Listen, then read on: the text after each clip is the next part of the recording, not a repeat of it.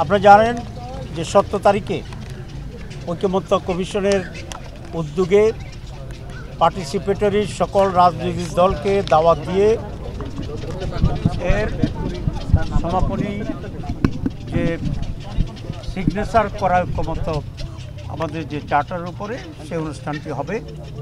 আমরা দাওয়াত পেয়েছি প্রপারলি এবং আমরা আশা করি সেই প্রোগ্রামে আমরা উপস্থিত হব ইনশাআল্লাহ।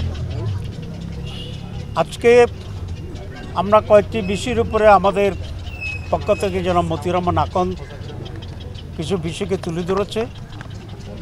আমরা প্রথমে আমাদের ভিতরে দুটো আলোচনা ছিল যে দুটো প্যাকেজেই তারা গণভোটের ব্যাপারে ম্যাটেরিয়াল করে সেখানে পাঠাবে।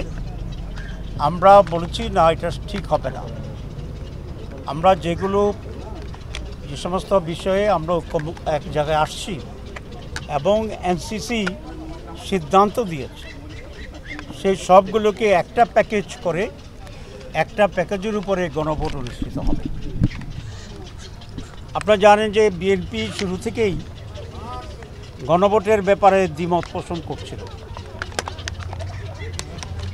কিন্তু শেষ পর্যন্ত তারা এই গণভোটে রাজি হয়েছে। বাংলাদেশ জামাত ইসলামের পক্ষ থেকে বিএনপিকে আমরা ধন্যবাদ জানাই এই জায়গায় গণভোটে এক হওয়ার জন্য। এখন গণভোট কখন হবে এই নিয়ে আবার কিছুটা আমাদের ভিতরে ডিফারেন্স আছে। আমরা বলেছি গণভোট হচ্ছে রিফর্মস কমিটির জন্য, এটা একটা আলাদা বিষয়, আর জাতীয় নির্বাচন একটি আলাদা বিষয়। 2 নম্বর হচ্ছে গণভোটে এমন কিছু দিক আছে যেগুলা যদি হ্যাঁ না ভোটে হ্যাঁ হয় তাহলে তার ভিত্তিতে নির্বাচনের ক্যারেক্টারে কিছু পরিবর্তন হবে। যেমন upper house PR system by voters not by the MPs, এই ব্যাপারেই কমিশনের আমরা সকলেই সিদ্ধান্ত গ্রহণ করছি, আমরা একমত হয়েছি।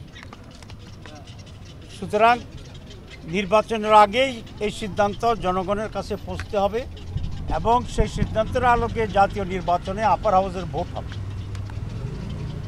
যদি এটা নির্বাচনের দিনেই হয়, কেউ কেউ চাচ্ছে নির্বাচন দিনে একসাথে, তাহলে আপার হাউস তো নির্বাচন দিন পর্যন্ত আর পাস হইল না, হানার জন্য অপেক্ষাতে হয়ে গেল। তো হানা যদি আমরা বলি যে হ্যাঁ হয়েছে, তাহলে কি একটা আবার নির্বাচন হবে আপার হাউসের জন্য? এটা একটা উদ্ভট টাইপের আলোচনা।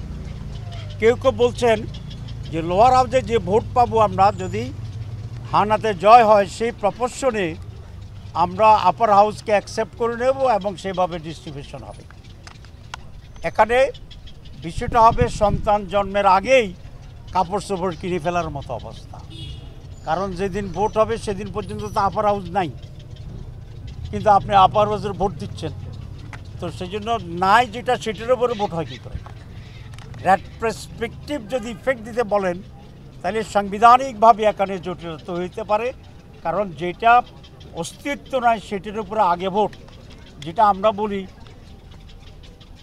গাড়ির আগে ঘোড়া জুড়ে দেওয়ার মতো অবস্থা, ঘোড়ার আগে গাড়ি জুড়ে দেওয়ার অবস্থা।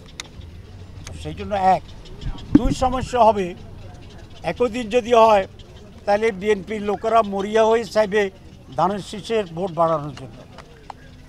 আমাদের জামাত ইসলামীর লোক বা অন্য দলের লোকেরা তার স্ব মার্কা জামাতের পাল্লা মার্কায় ভোট দেওয়ার জন্য যান চলছে।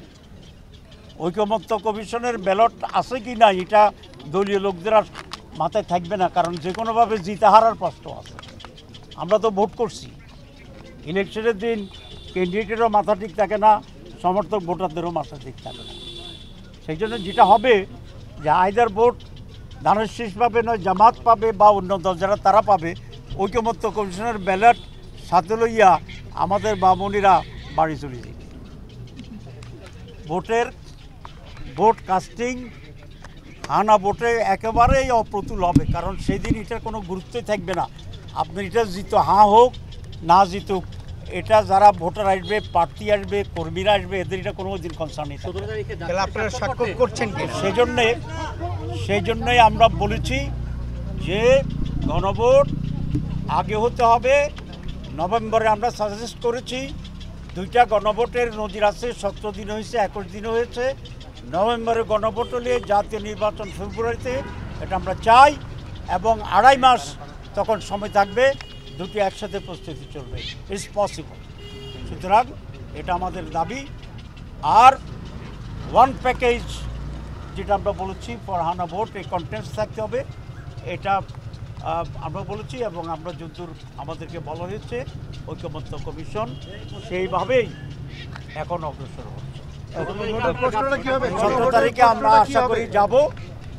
এবং সিগনেচারের ব্যাপারে তো প্রশ্ন করবেন কি না, তো সেই প্রশ্নের জবাবটা দিয়ে বলতে চাইতেছি যে মাত্র একদিন বাকি আছে, ওই দিন গেলেই আমি ইনশাআল্লাহ দেখে ফেলবেন। ওকে, ধন্যবাদ। জি জি